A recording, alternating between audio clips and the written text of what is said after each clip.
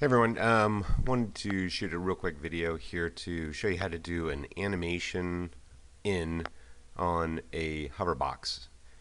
If you're familiar really with adding hover boxes here, what we're talking about is going into this area, hit your interactive area, and then down here you have these hover boxes. Now if you take a hover box and you drop it down into your area, you'll notice that one of the things it doesn't have here is an animation in. So when your page loads and you scroll to this area, this box doesn't really have the capability of being able to slide in or move in or do anything like that. And some people like to have that done. I do. So a way around this, if in case you haven't figured this out, you wouldn't be here, but what you do, these are all hover boxes here, and just go into your add, and you're going to want to add a box. So you're going to add a theme box in here, and you will just go ahead and make the box a specific size.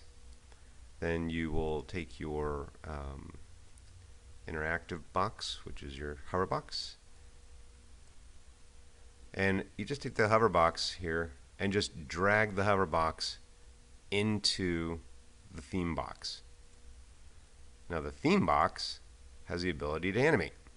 So you don't want the theme box behind it, so what you're going to do here is go ahead and change the design of that. So all you're going to do is customize that, take the fill opacity down to 0 to make it transparent, and then you're good to go with the animation on this box. So from here you can do your slide ins, fade ins, whatever you want with your hover box, and you should be good to go with that.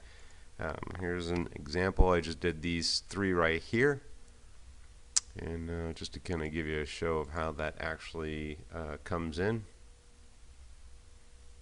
So the animation runs, these pieces, and then 1, 2, 3, and then you have the animations for the actual rollovers themselves work as well. So hopefully that helps you with how to animate a hover box. Thanks.